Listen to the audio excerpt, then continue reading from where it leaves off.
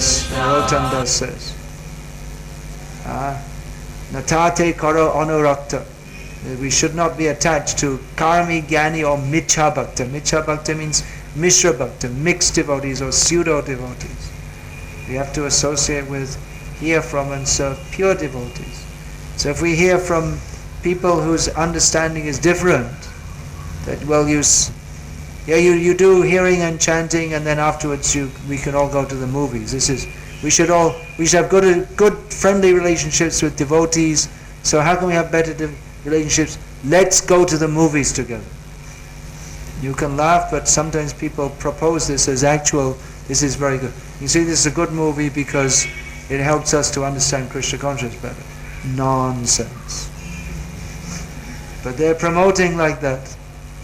You see, then we can see it's all about war and how they're killing people, and we can understand how miserable material life is. We don't understand like that. You understand by hearing from Shastra. You hear from Shastra and just look around you. It's not just that war's miserable, everything's miserable. Just like they're saying we have to do tsunami relief. But tsunami relief or just Abid's Nampally Station road relief, it's all the same.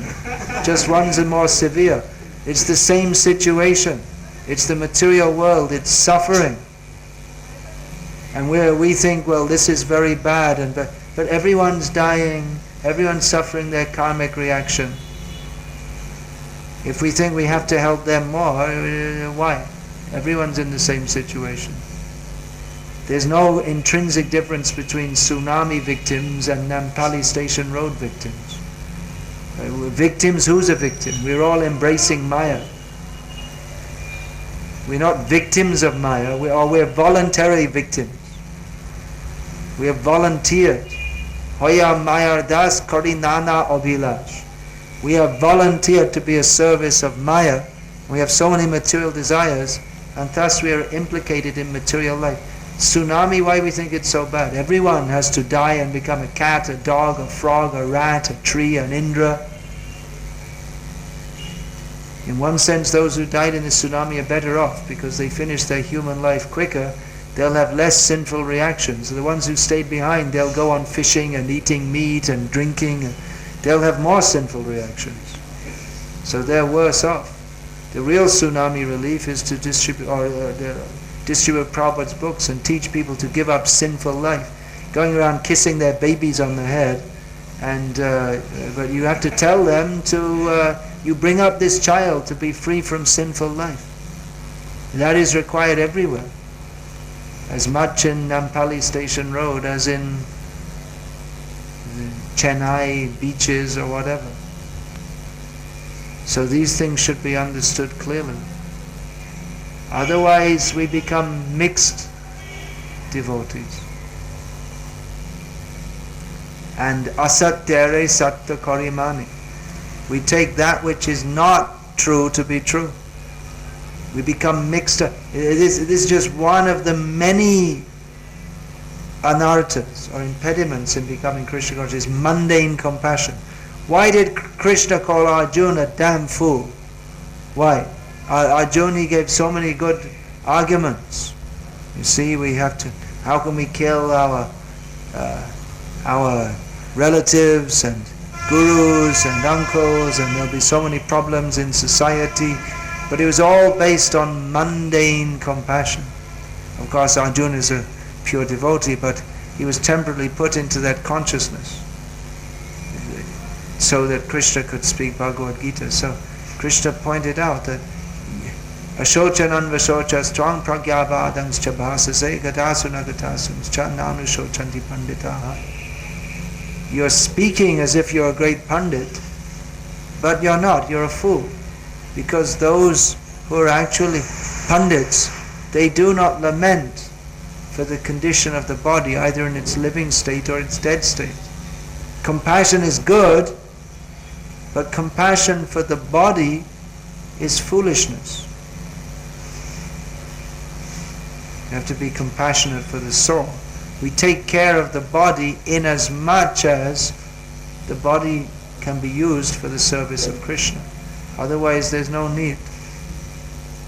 There's no more meaning to looking after a body than there is to looking after a pack of chemicals. Unless that body is actually used as a vehicle for becoming Krishna conscious. So, compassion, what does that mean? If a devotee is sick, it should look after him, help him, no doubt, so that he can become healthy and revive his service to Krishna and his service to society of spreading Krishna consciousness. So, the example of Arjuna Vishada Yoga, this example is an example of how whatever conceptions we may have of what is right and what is wrong is very likely to be wrong. As long as Arjuna, if you see all his reasons for not fighting, they all seem very good, but Krishna threw it all out. So we should be very careful not to get sucked into this mundane way of thinking. Understand everything, the scintillating, clear truth of Bhagavad Gita as it is. You should please all study Bhagavad Gita as it is again and again. This will give clear knowledge. Bhagavad Gita is the best book for practical philosophy, how to apply in our lives. Other philosophy, or we can say, yes, Bhagavatam gives philosophy more deeply, that's true. But practical, pragmatic, what to do, how to apply in our lives, Bhagavad Gita as it is. Best book. So please study this, and then you can advise others also. There are many points to be considered. Guru, then how much should you get involved with your wards? That we also have to see. And then we have to some extent we may need to advise how to deal with their material situation.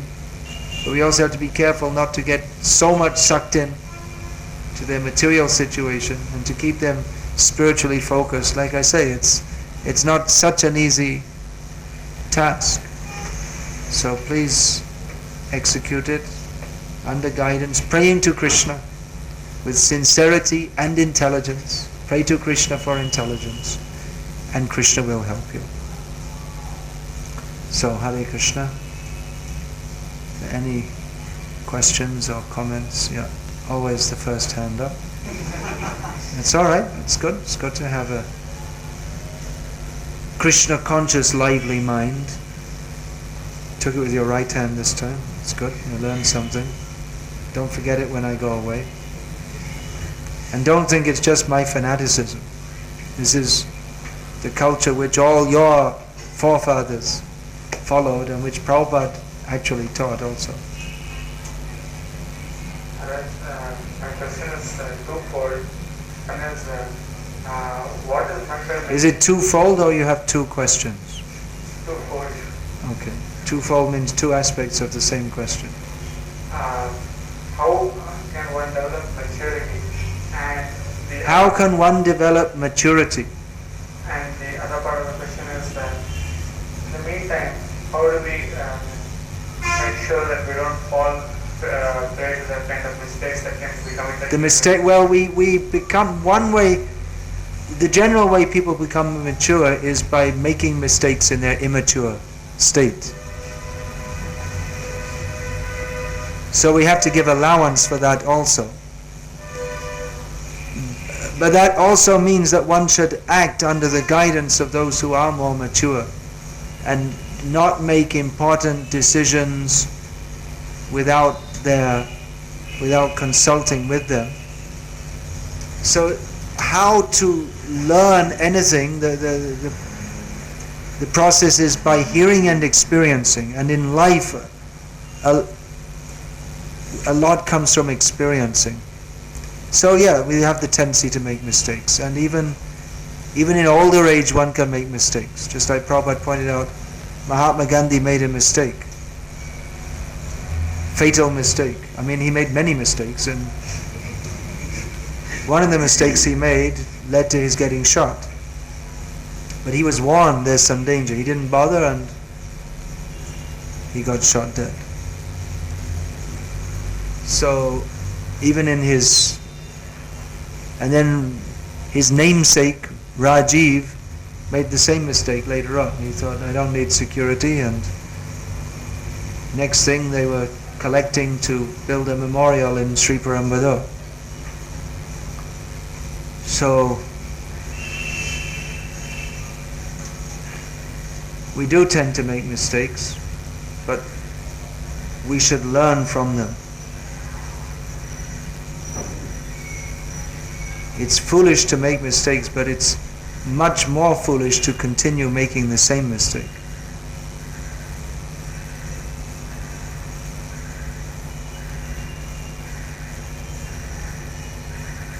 Life is very complex.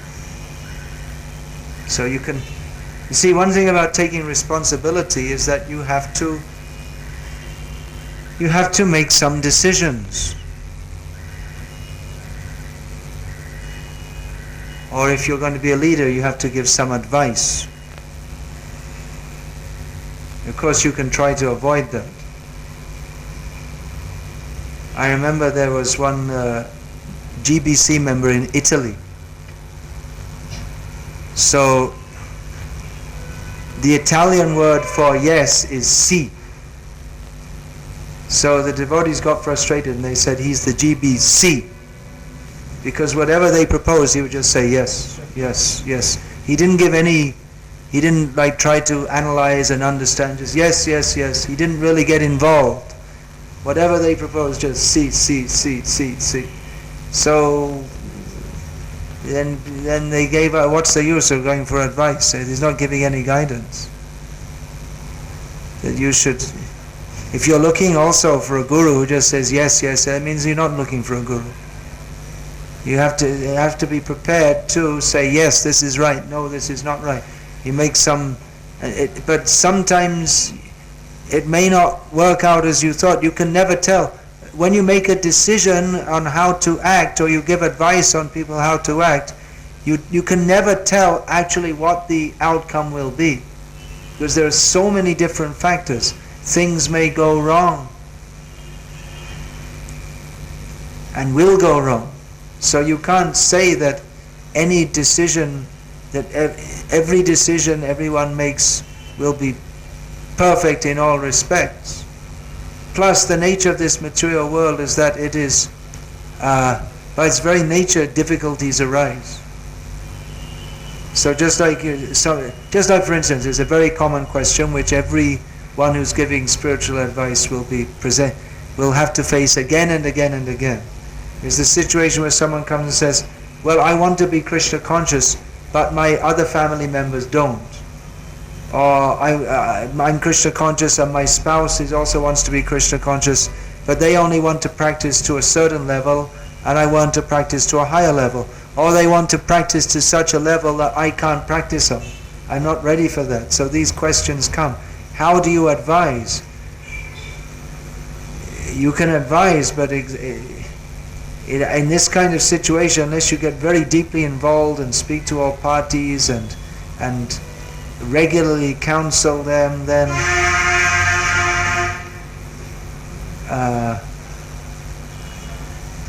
it's difficult to understand exactly what the whole situation is. And usually when someone says, I'm having a problem with my family members, it's what they say is only their perspective of it. That's why when you give advice, it's especially when someone has a complaint against someone else, it's always, this is something we can learn if you don't already know, is that you should always hear the other side of the story also. Because when some complaint is being made against someone says, well, this devotee did this and this and that and that, but you should hear what they have to say also. They may not have done like that, or they may have a reason for doing like that. There may be some reason, some valid reason. Or it may be misrepresented. They see my husband shouted at me, and see he's not being very nice to me. He shouted at me, then you ask the husband and say, yeah, I did, I lost my temper a bit because I told her for the 50th time not to watch the TV or something, and then she's going on and chanting her rounds in front of the TV. Or there may be some reason. I've seen it sometimes. Sometimes I walk into someone's home, they're not expecting me to come, and I sit them there very dutifully chanting their rounds, watching the TV. You say, "Oh, Maharaj, turn off the TV." And it's like that. When I was a kid, it was like that. Now it's like this, right? Yeah. So, anyway, I'm just making up an example. So there may be, there's always what are called extenuating factors. So it requires a lot of dedication, actually, but and it may be that what we advise, things may not work out properly, or someone will blame you.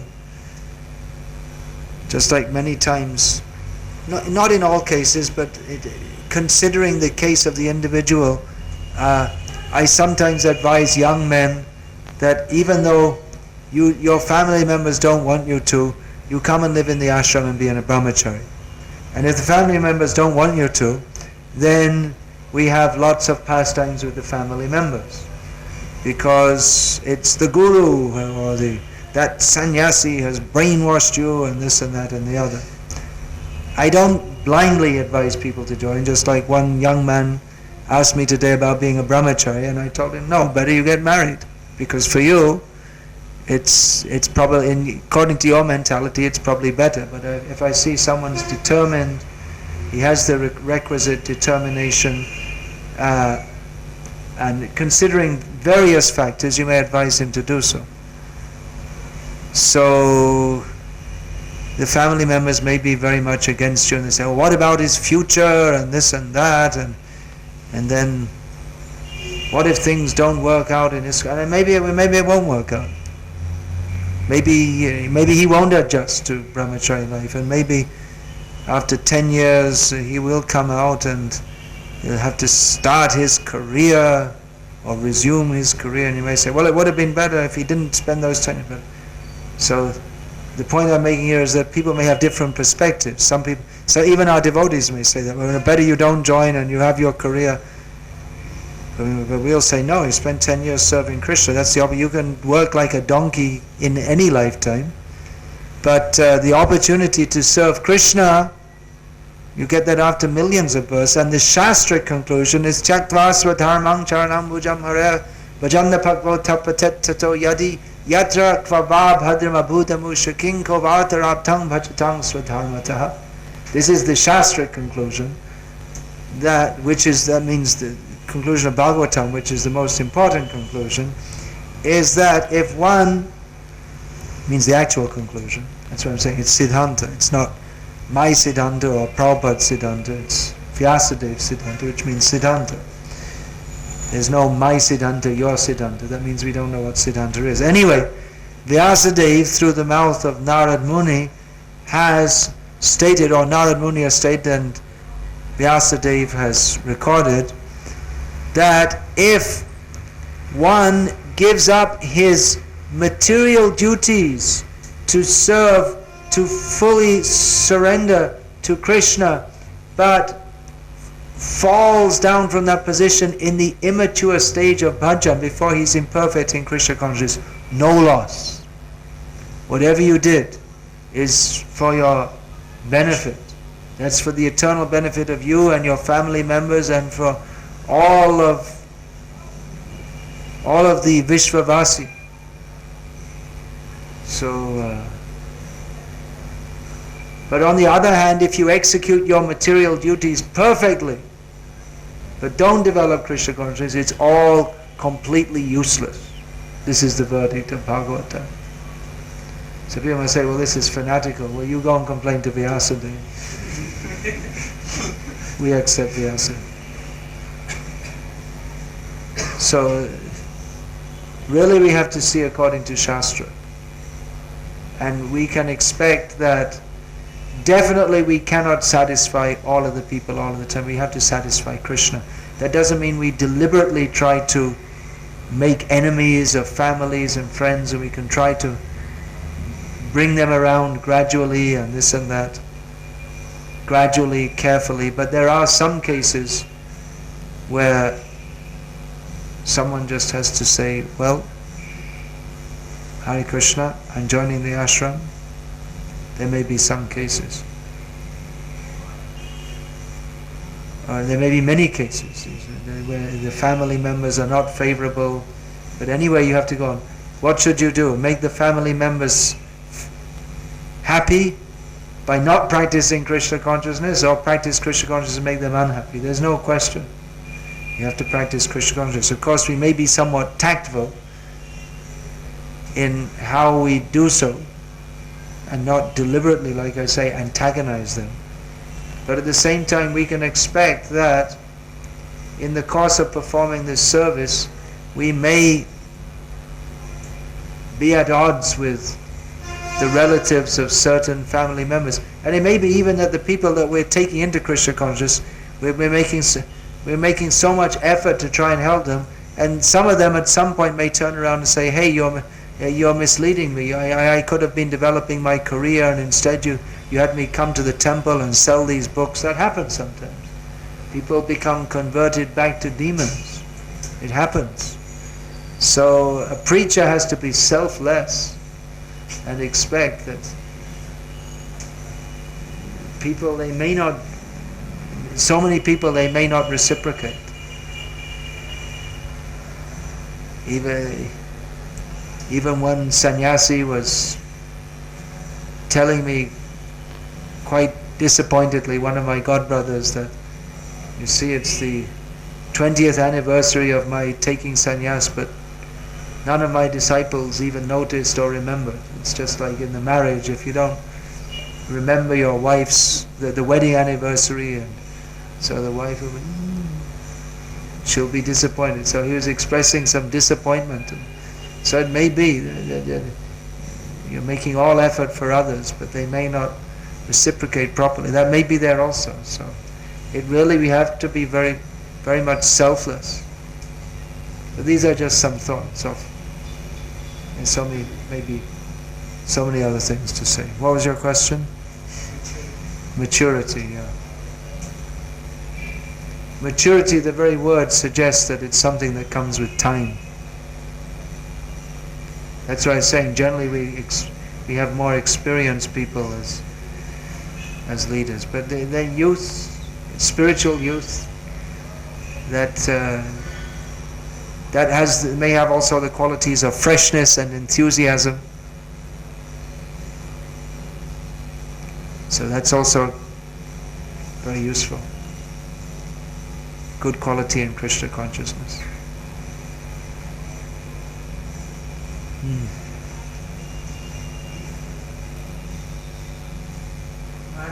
In general, I'll just say one more thing. Devotees often ask, how can we develop this quality? Maybe maturity, maybe sincerity, maybe dedication, maybe determination, taste in chanting. One generic answer to these generic how-to questions is to associate with persons who you perceive to have that quality. And then sangat sanjayate kamaha. Our desires develop by association.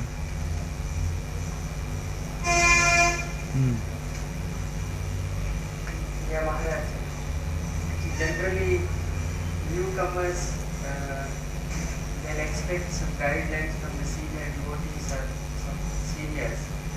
But unfortunately, many times the advice will be more confusing. Many times it happens. So how? Well, go to someone whose advice is helpful. Another thing is, if we're very confused, then whatever we hear, we tend to become more confused. We have to be ready to be deconfused. If we're already so confused that any advice we hear simply makes us more confused. Just like many times people ask a question and give the answer, and everyone else can understand the answer, but they're sitting there. They can't understand it because they don't want to understand, actually. Because if you don't understand, then you don't have to surrender to Krishna. So confusion is it's helpful to be confused if you want to be in Maya. So, but that's a general principle. One should approach for advice persons whose judgment you trust. If you just go here, there and everywhere asking everyone, then you're definitely going to get more confused. And that's also why it's useful to have one fixed guide, especially on the important decisions in your life, just like you yourself were asking me for guidance today. And I was saying you better ask your Diksha Guru, because if I may say one thing and he might say something else, because there are different approaches or attitudes in Krishna consciousness. So if I say one thing and then he says something else, then it'll be more confusing for you. And I might get upset also. I didn't say that, but I advise one thing and then you do something else. And you say, why are you coming to me anyway? Oh, my guru said something else. Why didn't you go to him in the first place? So, like that. Please pass the cordless mic back. I heard from devotees that in Bangladesh and Thailand, when you were teaching, like there were so many brahmacharis and they couldn't maintain and they got... No, there were never many brahmacharis. Not at that time. There are now. When I left, the whole thing developed. So as long as I was there was not much development, but things developed after. In Bangladesh, in Thailand, still things haven't developed. Now in Thailand, what happened, you see, devotees came, mostly what I can see, they came because they were on the verge of fall down, and Bangkok's a good place to fall down. So they mostly all fell down. Of course you can fall down anywhere. You can fall down at the North Pole if you want. Maya will arrange, but in Bangkok there's plenty of arrangement. So it's more easy. So anyway, there were a few devotees. It wasn't that there were busloads driving in. There were a few in that hellish place. So what's the question? The devotee who told me when inquiring what was the secret that you could maintain brahmacharya. What is the secret?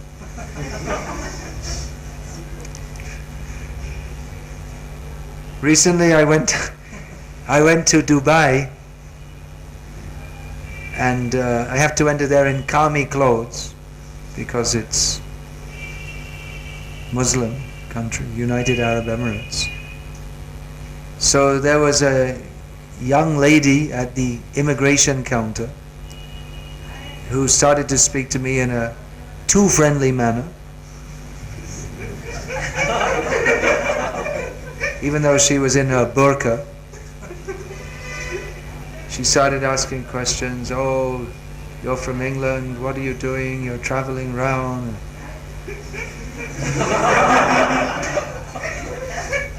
I mean, immigration often asks that, but the way she was asking wasn't very favorable for a sannyasi. He said, do you have a wife?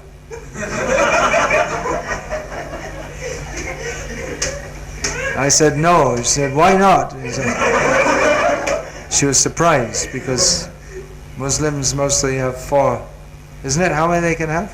4 or 5? 4, yeah. 4 at a time. Then you swap with the next door neighbor and like that. Talak, talak, talak. Okay. Next one. So then my reply, I wasn't prepared for this. So you don't usually get this. So I said, bad luck. I was going to say, my instant response was good luck. I was thinking to say good luck, but then I thought, oops, she won't like that, so I said bad luck. I took my passport, she already stumped it and walked out. So the same thing, one devotee took sannyas, Panchadravida Swami, and Tamal Krishna Maharaj was saying to Prabhupada that, isn't this wonderful, Prabhupada, another sannyasi another devotee has declared their war on Maya, and Prabhupada said he just had to take sannyas because no woman would have him.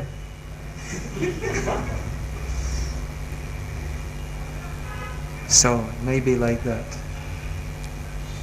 What's the secret? I don't know. I get up every morning and I have service to do and have my rounds to chant, and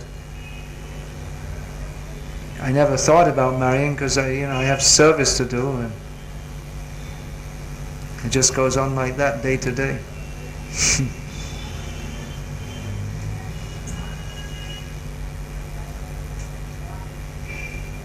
I'm inspired by the opportunity to serve the preaching mission that Prabhupada has given us. Some inspiration is there.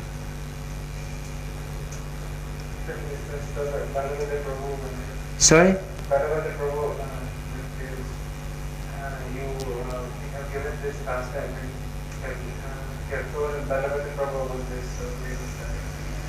What was that? Balabhadra Bhattacharya Das, who was here in Hyderabad. What, he was telling what? You told me regarding this very well in Hyderabad. Yeah. No, there were very few devotees in Bangladesh, and who were with us at that time, and I don't think any of them got married, although they didn't maintain the same level of Krishna. We were all Western devotees in the beginning. I don't think any of them got married, although they didn't maintain like full commitment to the mission. Oh, one of them got married, yeah. And in Thailand, that was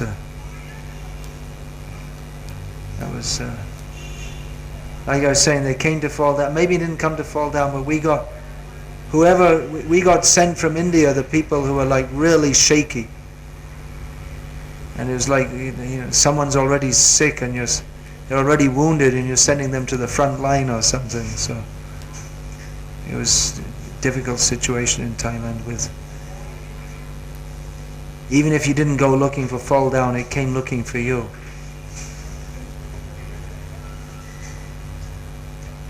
But one thing I must say is that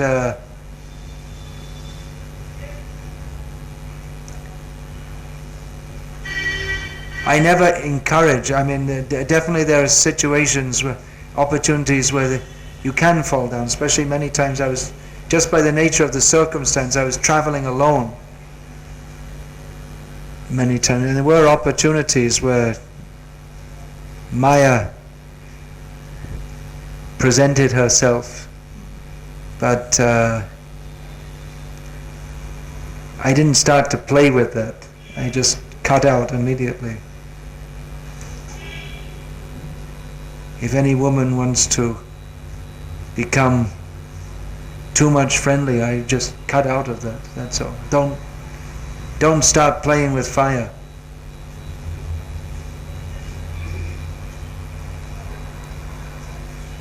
So any male in Krishna consciousness, but especially brahmachari and sannyasi, they should only deal with women Prabhupada said, only for important service. Otherwise not. Even in Vedic culture, grihastas, it's not that that means they mix up with every woman. They have their wife, they have their mother, they have their sister. Even their sister, if they're more grown up, you don't mix up very much. Or there's limits on that. So very careful, because like ghee and fire.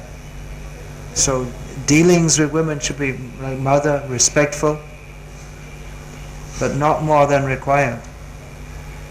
Matra svasra tu hitrava.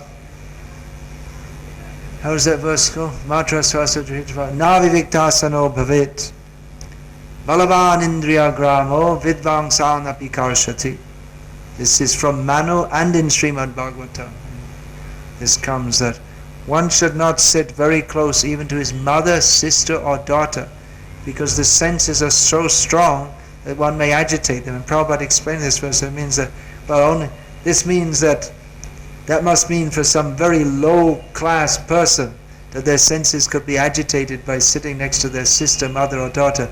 But no, Balavan Indriyagramo Vidvan Sanapika, even Vidvan, even someone who is a great scholar of Vedic knowledge, they also may become agitated. So the prescription is there to be careful in dealings. So the modern idea that men and women should mix up and laugh and joke, it's not at all good for spiritual life. And we should maintain this culture in our temples of between men and women. Of course, in the modern Kami society, they mix up and joke and laugh and all this, but we should maintain a respectful distance. And if there is a need, then some interaction. Otherwise, not. No need to talk and laugh and joke, or not on these things. Moderns, I'll speak about that tomorrow in the youth meeting. I want to speak about this. This modern society has got what they think is a very much better way, that we're all just friendly, but it's friendly means next thing is abortion. That's the way it goes. This unnecessary friendliness between men and women means that sinful life will come and the Krishna consciousness will not develop.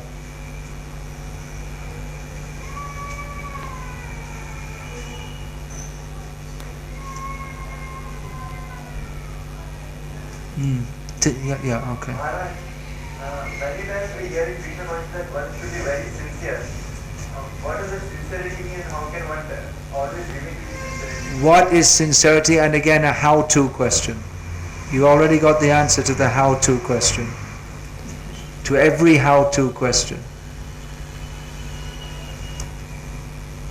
What is the meaning of sincerity? Sincerity means Anya bhilashita shunyam jnana kamadhyana vritam anukulyena krishnanushilanam bhakti ruttama. We should serve Krishna with no other desire but to act for his pleasure. That is sincerity.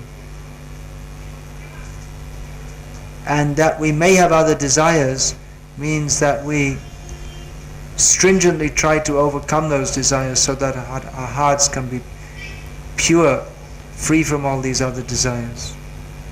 That is sincerity.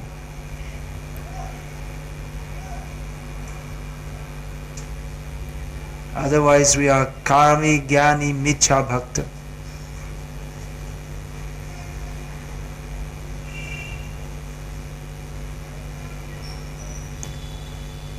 Karmi, jnani, michha bhakta natate karo anurakta. We shouldn't be attached to the association of karmis, jnanis, or even mixed devotees. Recently on the demoniac chakra website, if you want you can post that as widely as you like, that I said chakra is a demoniac website. It's supposed to be giving news of Krishna consciousness, but actually they put so much blasphemy there also. There came a report about the first ISKCON devotees golf competition. And it described how certain devotees, they all came and played golf, and even one GBC member came. So you may think, well, that's good, they're all devotees, because first of all they had kirtan, and then they had a class, and then they had prasadam, and then they went to play golf. So, they're all devotees. So that's one way of relaxing with devotees. It's nonsense. You may say, well, it's all devotees, so we're associated. But associating with devotees means to associate on the principle of Shravanam, Kirtanam, Vishnu, Smaranam, Pada Sevanam, not some nonsense, stupid hitting a ball with a stick, which has got nothing to do with Krishna consciousness. So we find Michha Bhakta, or Mithya, false devotee. It's inevitable. Prabhupada preached Krishna consciousness very widely, and whoever preaches Krishna consciousness very widely, whoever preaches religion, others will come afterwards and dilute it. Just like Jesus came, and Jesus wasn't a butcher or a drunkard, but later in the Bible they converted him into a butcher and a drunkard, so in the name of Jesus they could be butchers and drunkards. So like that, Prabhupada came and preached Krishna consciousness, and now they're reinterpreting it. It's inevitable. So people will say, well, just like I got a letter from devotees saying that, well, all the devotees here say that you can buy biscuits from the store and offer it to Krishna, so what's wrong with that? It's devotees offering it. So this is not what Prabhupada taught us, not what the Acharyas teach us. That you see, well, it's offered, and then some, we're at their house and they offer us some biscuits, and we don't eat biscuits, but we offer it, and we're initiated devotees. Your initiated devotees means you shouldn't be eating this. You may think, well, if you offer it, then Krishna, he's forced to accept it because I offered it with such love. But no, if you have love, you don't offer this. You don't eat such things. So, sincere means we have to be sincere in our desire, and that means we should follow the principles and not reinterpret it. That means not sincere.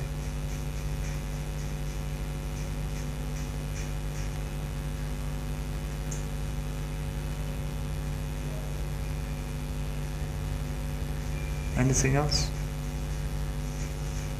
Give the mic, which does give us slight amplification. You can also just say it loudly and everyone will hear.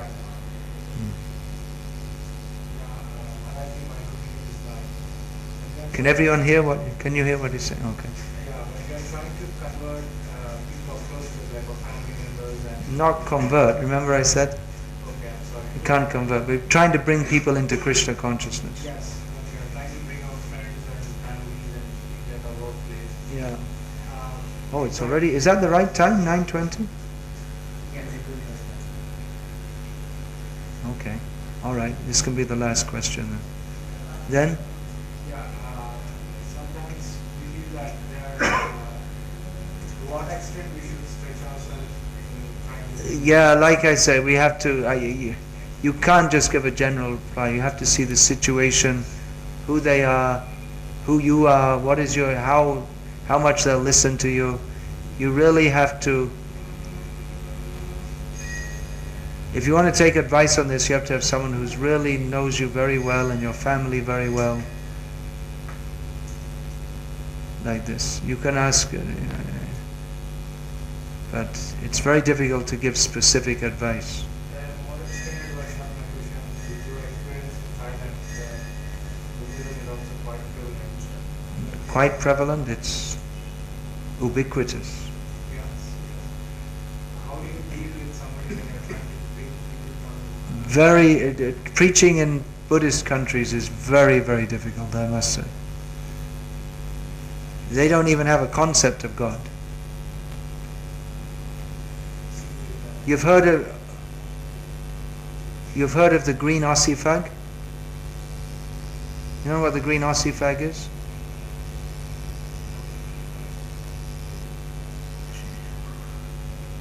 Well, it's like that in Thailand. If you talk about God, they don't even have any idea what God means. Even Muslims have some idea. Christians have some idea. And Hindus have some idea. But in Thailand, they don't even have a word for God in their language. So it's very difficult. And they don't like... The Thais are called smiling Thais. Wherever you say, they just smile. And if they become too upset, they stick a knife in you. But up to that point, they just smile. That's their culture. You should never show any anger. Just smile, smile, smile. Even if you hate the person, you smile. That's why I say that that's why a Thai, he only smiles at you or sticks a knife in you. Because when he can no longer smile, he'll kill you. That's all. So they're very nice people, at least they seem to be. They smile and they smile. But the only thing that you can see, get upset if you start talking about God. So it's very difficult. We didn't make much progress when they were there.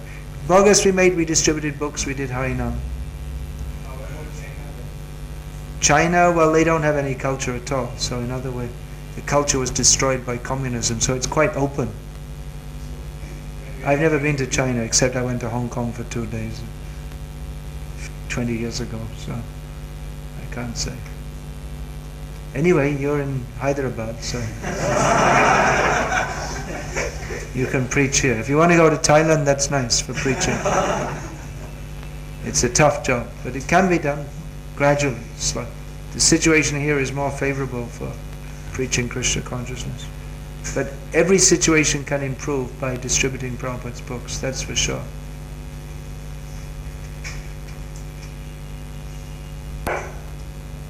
So we'll finish there. Hare Krishna.